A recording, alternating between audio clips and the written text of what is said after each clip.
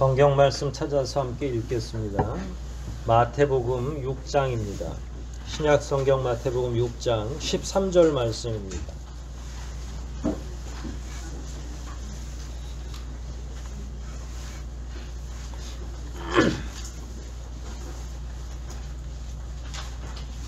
마태복음 6장 13절 말씀.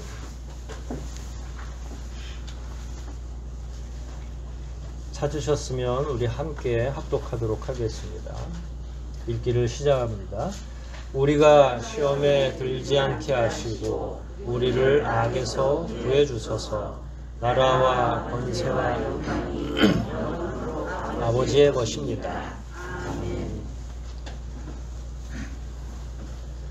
13절은 두 번에 걸쳐서 두 번이 아니죠. 마지막에 나라와 권세와 영광이 이 부분까지 하면 아마 3번 정도로 나누어서 살펴야 되리라 생각을 합니다. 어제 밤 11시에 새해 맞이 첫 예배를 드렸어요. 많은 분들이 형편이 여의치 않아서 참여하지 못했는데 어제 설교하면서 참여하신 분들하고 그런 약속을 했어요.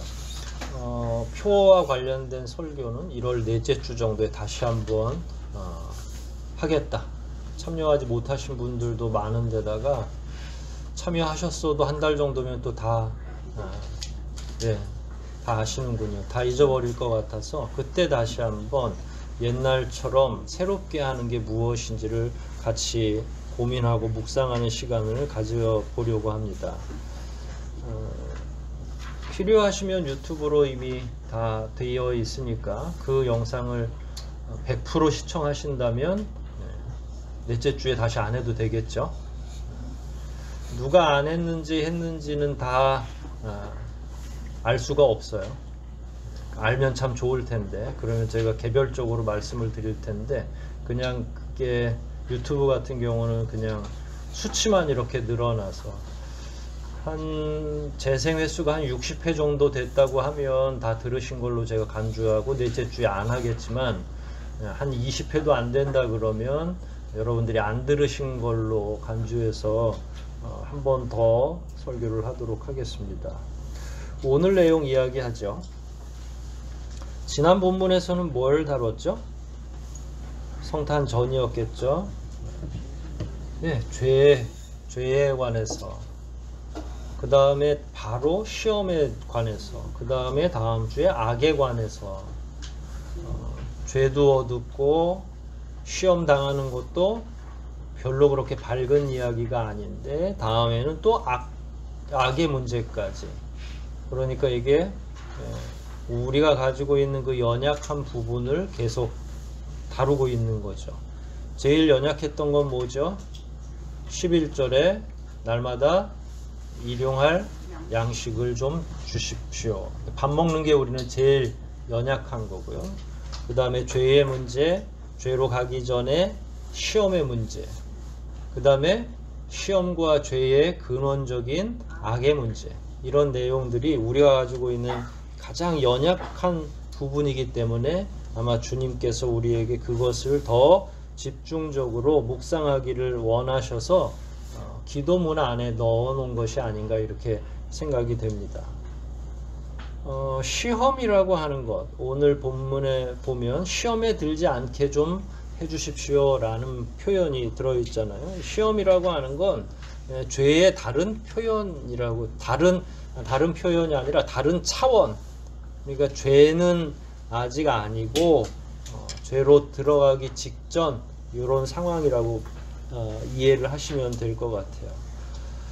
죄라고 하는 건 이미 확정돼서 하나님께서 말씀하셨던 기준에 어긋나고 일테면 하나님의 판단을 받은 상태, 내지는 이미 율법에 죄라고 기록되어 있어서 그것을 행동하는 순간에 이미 그 결과까지가 다 정리가 되어 있는 거예요.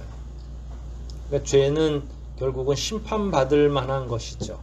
확정되어 있는 규칙이 있고, 만약에 우리가 죄졌다 그러면 이미 그 안으로 들어가 버린 것을 의미하죠.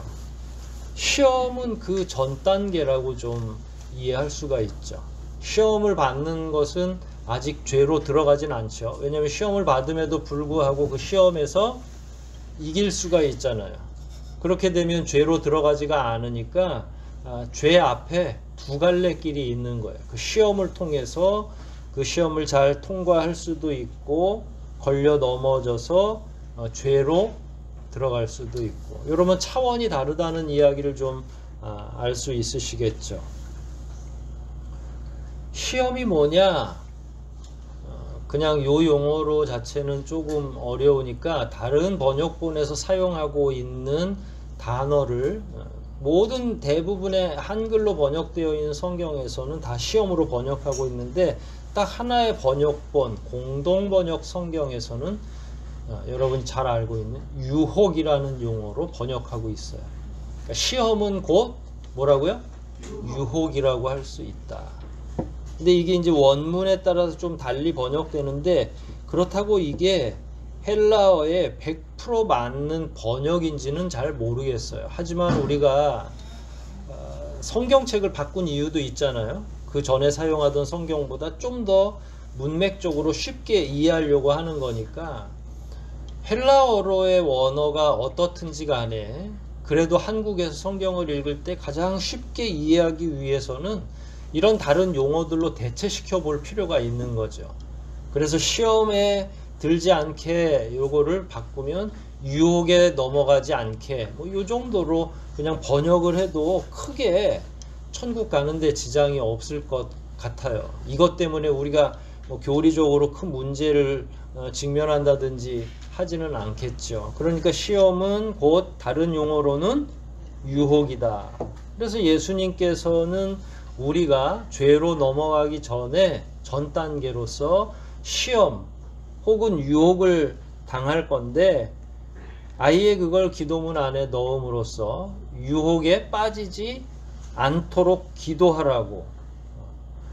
근데 항상 우리는 이 문맥을 쭉 살펴보면 기도문에 넣은 까닭을 가장 단순한 의미로 이해할 수가 있어요. 그러니까 뭐 복잡한 의미들도 있겠죠. 더 심오한 주님만의 의미가 있을 텐데, 이런 내용을 왜 기도문 안에 넣었을까요? 유혹에 빠지지 않게.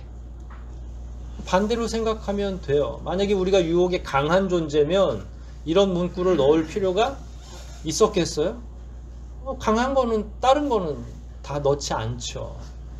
만약에 우리가 이런 면에 있어서 든든하고 토대가 굳건해서 유혹에도 잘 빠지지 않아. 인간 자체 본연의 특질 자체가 유혹에 강하게 피조되었다면 굳이 이런 문구를 주님이 넣도록 우리에게 요청하시지는 않았겠죠. 그런데 이걸 넣었어요. 그러면 인간은 어떤 존재라는 거예요? 유혹에 쉽게 빠지는 존재다. 성경만 쭉 읽어보면 알죠. 원죄는 어떻게 우리 가운데 들어왔죠? 첫 인류 아담과 하와는 뭐에 빠진 거예요? 유혹과 시험에 빠진 거죠. 선악과가 어떻게 생겼다고 그랬어요?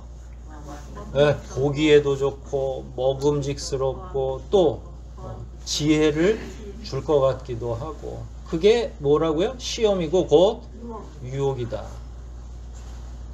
저는 아무리 생각해도 그 과일을 먹으면 지혜를 줄 것 같다라는 말은 사실은 이해가 조금 안 돼요.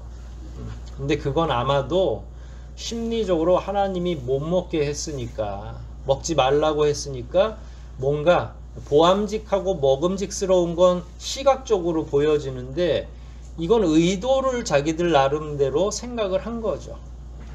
꿀단지를 감춰놓고 먹지 말라고 그러면 자녀들이 뭐라고 생각해요?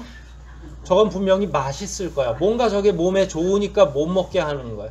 저걸 먹으면 어른이 될 수도 있을 것 같아. 별 상상을 다 하는 것처럼 아담과 하와가 하나님이 그것을 먹지 말라고 분명히 말씀하셨음에도 불구하고 눈에 보일 때에는 보기도 참 예쁘게 생겼고 먹음직도 스럽고, 사실 그 유혹 자체가 생기기도 먹음직스러운 것도. 왜냐하면 하나님께서 다양한 음식물들을, 그게 주로 과일이었겠죠. 왜냐하면 2차 가공을 하지 않아도 먹고 살 수 있도록 아니 아담과 하와가 무슨 도마도 있고 칼도 있고 불도 있고 이런 삶을 처음에 살았던 건 아니니까 따서 즉각적으로 먹을 수 있는, 그래서 뭐 배고픈 상태도 아닌데 막 허기진 것처럼 먹음직스러운 것. 아무튼 사람들 다 그러더라고요. 밥 먹고 또 다른 걸 먹으려고 이렇게, 아니 그걸 또 먹어 그러면 다 뭐라 그래요? 밥배는 따로 있고 또 디저트 먹는 배는 또 따로 있다고 하는 거예요. 저는 그런 이론은 처음 들어보는데 여기서도 그런 거죠. 먹음직스럽다라고 하는 건 충분히 다른 먹을 게 있었음에도 불구하고 또 욕구가 생기는 거죠. 그런데 지혜를 줄 것 같은 건 뭐예요? 아까 꿀단지 얘기하고 아주 흡사한 거죠. 하나님 이분이 자꾸 이걸 가로막는 거 보니까 이걸 먹으면 우리가 눈이 짠 하고 밝아져서 하나님과 같은 지혜를 갖게 되는 것은 아닐까? 그리고 나서 그 유혹이, 눈으로만 계속 봐도 그런 유혹이 있었는데 그걸 누가 부추겨요? 마귀가 하나님과 같은 지혜를 얻게 될 것이다. 선악을 알게 되는 데 있어서 굉장히 중요한 지혜를 얻게 될 것이다. 그러니까 아담과 하와는 무릎을 탁 쳤죠. 거봐, 저거 먹으면 지혜로울 것 같다고 했잖아. 아니나 달라요. 이렇게 생각하고 유혹에 빠져서 원죄를 짓게 된 거죠. 한심하기 그지없지만 그게 인류 최초의 범죄였어요. 이 사람들은 계명이 복잡한 시대에 살던 사람도 아니에요. 오늘날 우리는 이것도 하면 안 되고 저것도 하면 안 되고 저건 해야 되고 굉장히 많잖아요. 아담과 하와는 계명이 몇 개였어요? 딱 하나였어요. 모든 게 다 충족되는데도 불구하고 딱 하나 유일한 계명이었는데 그게 뭐 때문에 망가진 거예요? 오늘 제목과 같이 시험 때문에, 유혹 때문에 결국은 죽음의 길, 죄의 결과로 떨어진 거죠. 그 아들 가인은 어땠어요? 이 가인과 관련해서 하나님께서 하신 말씀 가운데 유혹이 얼마나 무서운지를 그대로 이야기하고 계시거든요. 가인과 아벨이 한날 한시에 제사를 지냈어요. 우리가 지난 추수감사절 때 그건 추수의 예배였다라고 분명히 말씀드렸잖아요. 한 해 소산을 다 거두어서 드린 거니까 그게 추수감사절이죠. 첫 번째 추수감사절이에요. 예배 드리고 났는데 하나님께서 가인의 예물은 받지 않으셨어요. 그건 재물의 차이가 아니라 태도의 문제라고 말씀드렸죠. 하나님께서 분명히 그의 마음을 원하셨는데 재물은 보란 듯이 다른 걸 드렸지만 하나님께 마음에 가 있지 않아요. 이미 아담과 하와를 통해서 예배를 드리는 방식을 분명히 계시하셨을 텐데도 이 사람은 그것에 대해서 크게 개의치 않고 자기가 원하는 방식으로 하나님께 드린 거죠. 하나님이 그 예배를, 그 재물을 받지 않으셨어요. 가인이 어떤 표정을 지었을까요? 분노가 찬 거죠. 그리고 나서 유혹에 시달리기 시작했어요. 왜냐하면 자기 형제와 라이벌 의식을 가지고 있었기 때문에. 그 유혹은 어떤 유혹이었을까요? 저놈을 죽여 살려. 저놈 때문에 내 인생이 피가 마르는 것 같아. 너무 과했나요? 그런데 아무튼 그 분노가 극을 달해서 살인에 가기까지 전에 어떤 분노들을 했는지가 드러나 있지는 않지만 하나님께서 그의 낯빛을 보고 경고의 말씀을 하셨죠. 창세기 4장 7절이에요. 이렇게 표현되어 있어요. 내가 옳은 일을 했다면 왜 내가 내 예물을 받지 않겠느냐. 그러나 내가 옳은 일을 하지 않으면 죄가 내 문 앞에 도사리고 앉을 것이다. 죄가 너를 다스리고 싶어 하여도 너는 죄를 이겨야 된다. 그러니까 죄가 발 앞에, 문 앞에 딱 와 있는 거예요. 아직 죄가 되지는 않았지만 만약에 가인, 네가 네 마음속에 일어나는 그 시험, 요동치는 그 유혹, 동생을 어떻게 해보겠다고 하는 그 마음을 다스리지 않으면 결국 너는 누구에게 사로잡힌다는 거예요? 죄에 사로잡힌다. 다스리지 못하면 결국 곧바로 죄가 될 것이다. 그러니까 그 전 단계에 가인이 가지고 있는 영혼의 상태, 마음의 상태는 유혹에 시달리고 있는 거예요. 시험에 당하고 있는 거예요. 마귀가 주는 그 시험 속에서. 이걸 좀 더 실감나게 보면 여러분 두꺼비 알죠? 두꺼비는 어떤 영상을 보더라도 숨을 이렇게 헐떡헐떡 해가지고 요 턱 밑에. 근데 그런 죄가 여러분 앞에서 여러분을 잡아먹으려고 헐떡헐떡 대고 있는 거예요. 숨을 쉬고. 뭐가? 죄가. 거기까지가 유혹이에요. 근데 우리가 분간할 수 있어요? 없어요? 잘 분간을 못해요. 왜냐하면 분노가 됐든 욕심이 됐든 일단 그쪽 안으로 들어가기만 하면 보여요? 안 보여요? 예, 보이지 않아요. 어떻게 그렇게 잘하세요? 예, 우리가 유혹에 빠져서 죄에 늘 넘어가기 때문에 우리 잘 알고 있는 거죠. 가인만 그런 게 아니라 신약 성경에서 사도 요한은 인간들이 세상을 사랑하면 하나님을 사랑하지 못한다. 근데 세상을 사랑하는 게 뭐냐면 육신의 정욕.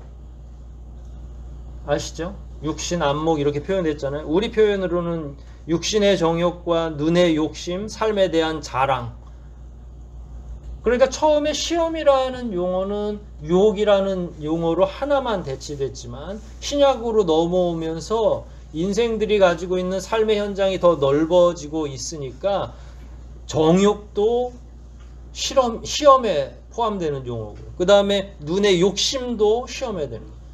또 뭔가 누군가 다른 사람 앞에서 자랑하려고 하는 뭐 교만이 섞여 있는 자랑거리도 또한 우리의 유혹이고 시험이 되는 거죠.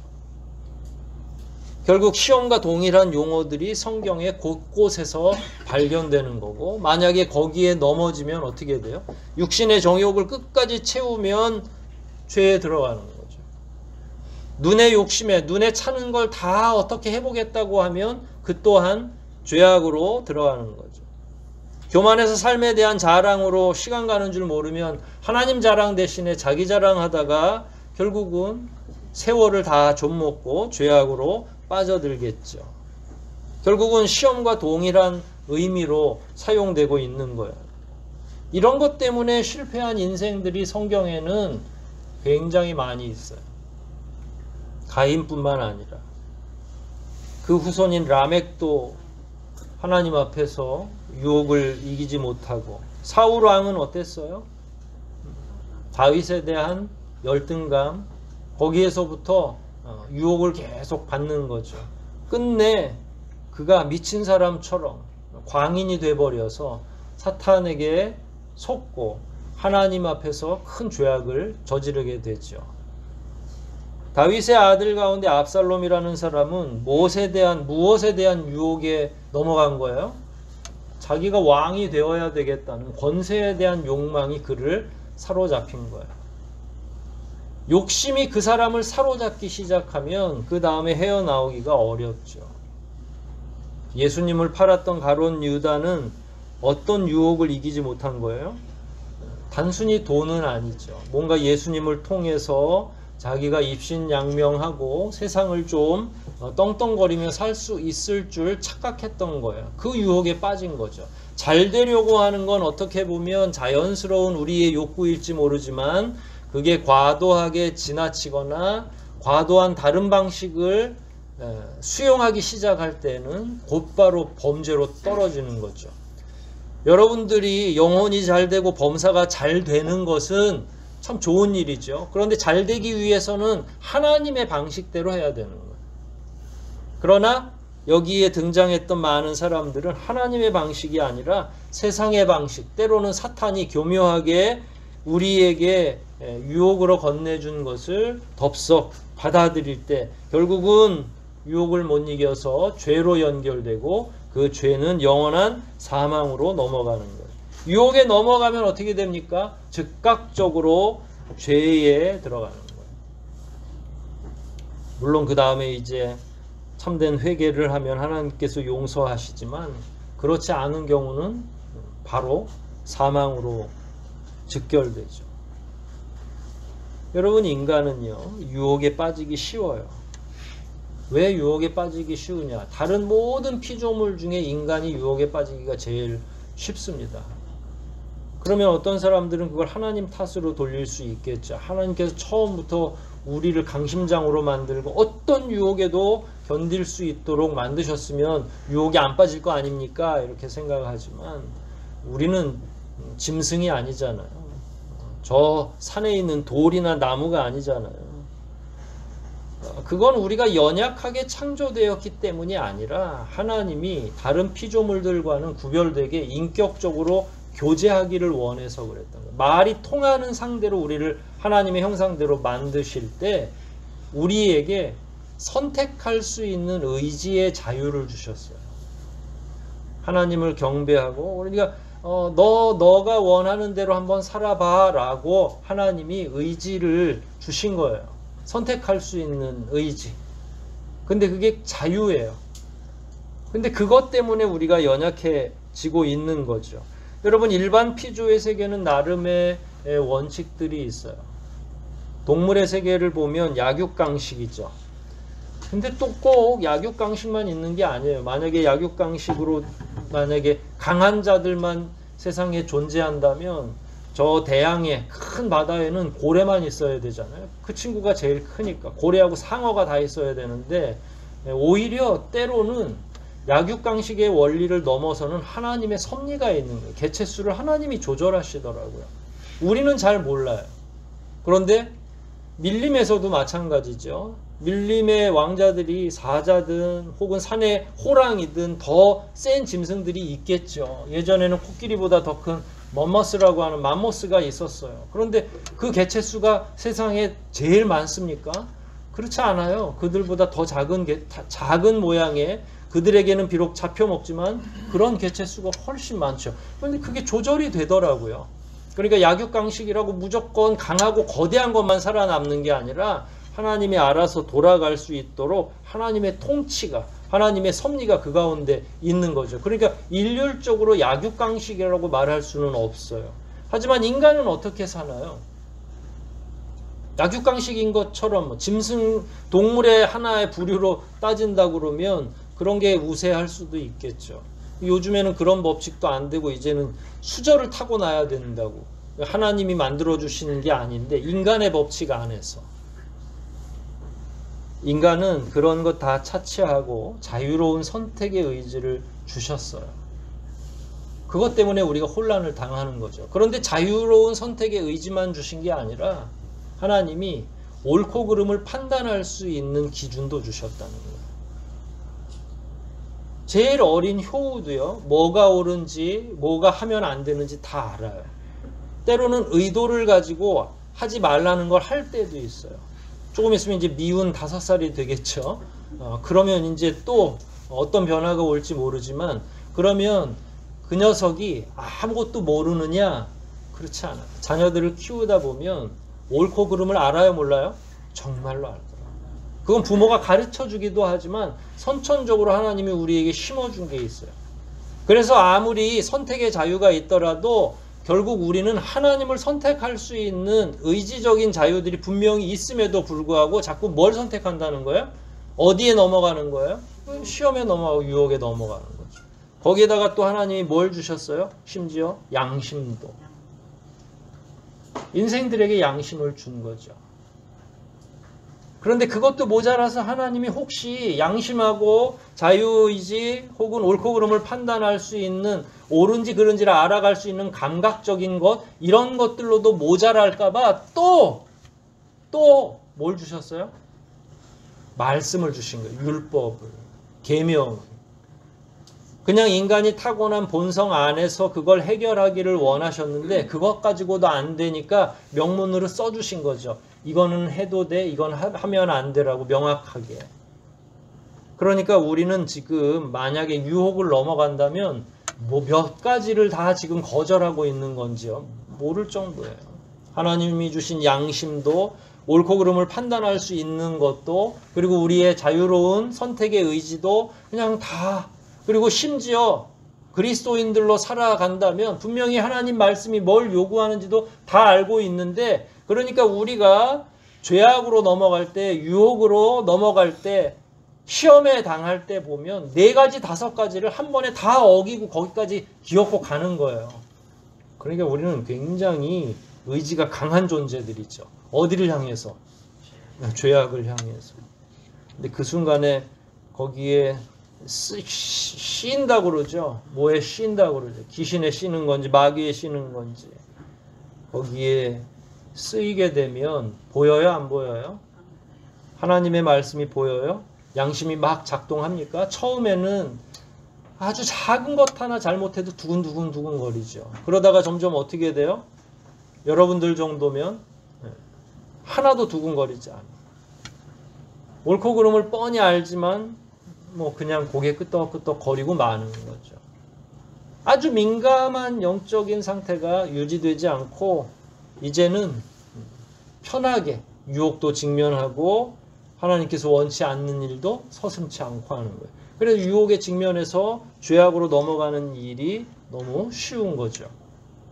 그런데다 세월이 지나고 보니까 이제는 하나님과 동행하는 것보다 세상과 짝하는 게 훨씬 더 재미있어요. 우리가 성탄절을 보내면서도 또 어제도 몇몇 어르신들이 그런 말을 하시더라고요. 예전엔 송구영신 예배하면 이런 재미도 있고 성탄절에는 새벽송도 하고 뭐도 하고 그랬는데 지금은 어때요? 예, 그런 거 새벽송 잘못 돌면 신고 들어갑니다. 옆집에서 자는데 소음이라고. 교회가 할 수 있는 문화적인 행사 또 영적인 활동들이 불가능해지고 재미도 없어요. 옛날에는 교회에서만 영화를 보여주고 교회에서만 노래를 들을 수 있었죠. 그런데 지금은 어때요? 교회가 애들 말로 제일 후졌어. 더 이상 사람들이 가지고 있는 오감을 만족시켜 줄 수 없을 정도로 별로 재미가 없는 거예요. 그러니까 하나님과 동행하는 것보다는 세상 즐거움을 선택하는 거죠. 그런데다가 우리의 이미 뭔가 윤리적인 판단도 둔감해졌으니까 유혹에 빠져서 다른 것을 선택하는 것이 쉬운 그런 상태가 된 거예요. 그래서 하나님께서는 우리가 그런 연약함을 알고 계시고 그런 연약함을 이기고 결국은 거룩한 길을 택하도록 유혹을 이기도록 요구하시려고 기도로 매일매일 묵상하게 기도 안에 넣은 거예요. 그런데 또 우리는 망각과 회피의 장점을 가지고 있죠. 그래서 아침에 외워도 오후쯤 되면 이런 것들이 우리 안에 작용을 못하는 거예요. 이 문제는 어떻게 해야 될지도 저도 답이 없어요. 어떻게 하면 망각하지 않을까. 유대인들은 때로는 그걸 팔목에 감기도 하고 랍비들은 머리 위에다가 상자에다가 율법 상자를 넣기도 하고 의도적이거든요. 중들은 계율을 망각하지 않기 위해서 머리를 삭발하죠. 자기가 어떤 존재인지를 끊임없이 재확인하기 위해서 하는 거예요. 옷을 입는 것도 그렇고. 근데 그리스도인은 어떻게 하면 안 망각하고 회피하지 않고 살아갈 수 있을까요? 이 유혹의 문제 하나만 가지고도 너무 힘든 거죠. 어떻게 하면 좋겠어요? 어떻게 하면 잊지 않고 회피하지 않고 이 유혹의 문제를 잘 이겨서 죄의 문제까지 해결할 수 있을까요? 고민해야죠. 타투를 할까요? 여기 뭐 이마에다가 유혹이라고 다 쓰고 이게 서로 볼 때마다 나 깜짝깜짝 놀래게? 이게 다 예전에 썼던 방식이에요. 죄인들에게 여기 죄인이라고 쓰잖아요. 잊지 않도록 하려고. 죽을 때까지 그 낙인을 찍는 거잖아요. 그 방법이 아니고서는 우리처럼 이렇게 연약해 빠져있는 사람들은 유혹에 넘어가는 게 더 쉬운 거죠. 그걸 잘 하나님의 율법과 하나님이 주신 양심껏 살아가는 일이 그만큼 어려운 거예요. 망각과 회피를 하나의 특기로 삼고 있는 저희들은요.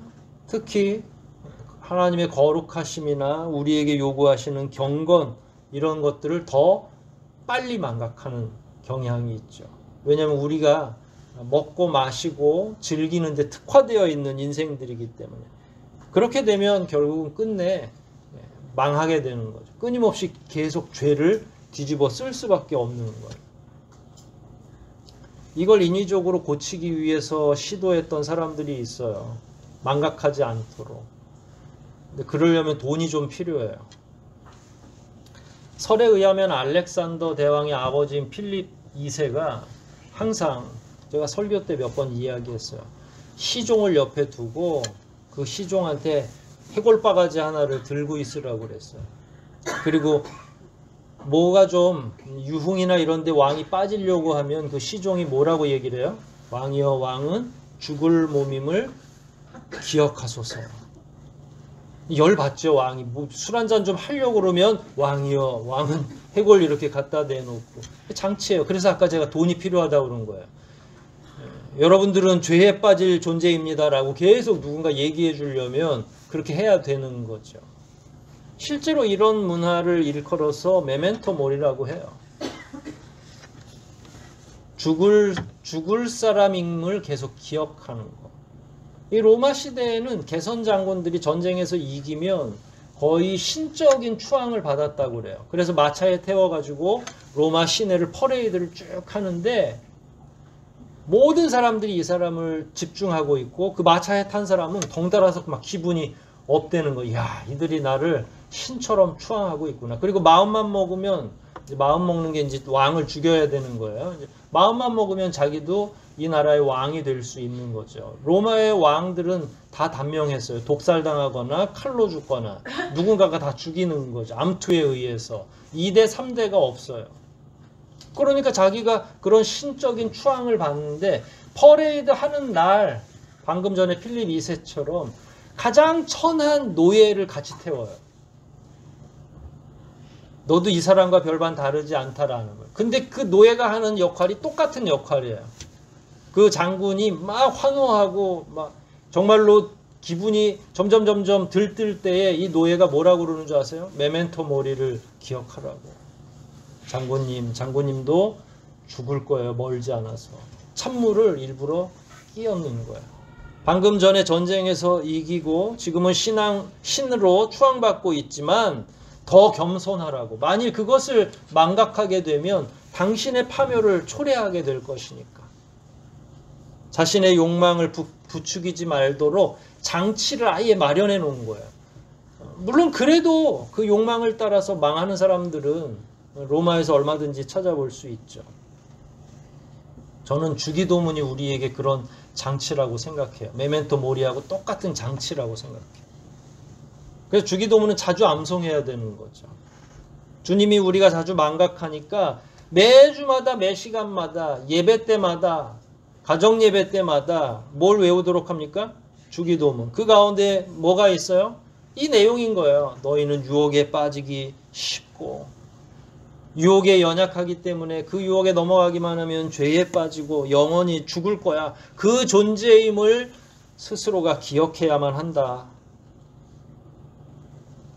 그렇게 함으로써 어리석은 욕심을 이기고 더 거룩하게 사는 것이 필요하기 때문에 우리의 연약을 아시는 아버지께서 우리에게 가장 적절한 내용들을 담아서 마치 메멘토 모리처럼 하나의 장치를 예비해 주신 거죠. 우리 앞에 버티는 시험과 유혹이 많죠.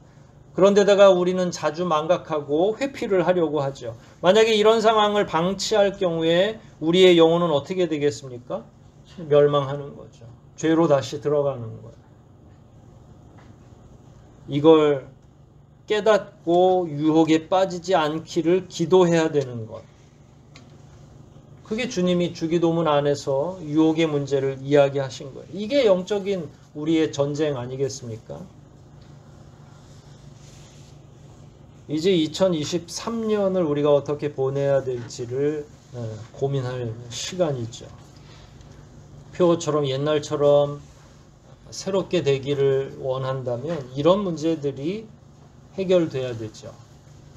연약함을 인정할 수밖에 없습니다. 우리가 얼마나 유혹에 빠지기 쉬운 존재인지. 그래서 주님이 말씀하신 것처럼 이 기도를 읊조릴 수밖에 없어요. 하나님께 영광을 돌리고 그의 나라와 그의 의를 위해 기도하는 것도 중요하지만 하나님 내가 너무 연약하고 죄로 들어가기가 너무 쉬운 존재입니다 라고 기도하는 것, 그리고 자기 스스로가 인식해내는 것, 이건 역시도 하나님의 영광을 위한 기도만큼이나 중요한 거예요. 왜냐하면 거기에서 삐끗하면 하나님의 영광을 돌릴 수도 없고 점점 더 그 거리가 멀어지기 때문에. 그러니까 이 기도문은 온 우주를 위한 기도이면서 동시에 가장 작은 단위인 나의 안위를 위해서 진짜 기도하는 내용이 주기도문 안에 다 포함되어 있는 거죠. 그의 나라를 위해서 기도할 수 있는 정말 포부가 많은 기도이면서 동시에 그 가운데 가장 작은 존재인 점 같은 사람인 저와 여러분들의 그 연약함을 또한 하나님께 아뢰는 거예요. 그 나라, 그 영광, 그 거룩함을 계속 끊임없이 기도하면서도 또 한편으로는 우리는 이렇게 형편없는 작은 것에도 무너진다는 사실을 직시하고 하나님 도와주세요. 하나님 우리를 지켜주세요라고 기도하는 거죠. 올 한 해 여러분들이 말씀도 많이 읽으시고 기도도 많이 하셔야 되겠지만 결국 이 기도가 저와 여러분의 올 한 해의 성패를 좌우할 것이다. 자주 넘어지면 그만큼 멀어질 것이고 유혹과 시험에서 잘 이긴다면 우리는 올 한 해 마지막에 주님 앞에서 더욱더 떳떳하게 한 해를 결산할 수 있지 않겠습니까? 우리의 연약함을 스스로 잘 기억하시고 더욱더 성실함으로 하나님 앞에 나아가시고 직면한 여러 가지 유혹과 시험들을 넉넉히 성령으로 말미암아 이기셔서 반드시 하나님 앞에서 승리하며 돌아가는 저와 여러분 되시기를 주의 이름으로 축복합니다. 우리 말씀들 생각하면서 한번 기도하시겠습니다. 우리가 당하는 이 시험, 우리가 직면하게 되는 유혹, 우리가 가지고 있는 여러 가지 욕심, 이런 것들을 하나님 앞에서 어떻게 해결하면 좋겠는지, 주님이 왜 주기도문 안에 이런 내용들을 포함해 주셨는지, 우리는 얼마나 연약하고 얼마나 실패하기 쉬운 존재들인지 이 시간 이런 점들을 다시 한번 묵상하면서 하나님 앞에 도움을 간구하십시다. 우리를 시험에 들게 하지 마시고 다만 악에서 구원하소서 하는 이 기도가 우리 내면에서 진심으로 퍼져나갈 수 있도록 이 시간 통성으로 함께 기도하시겠습니다.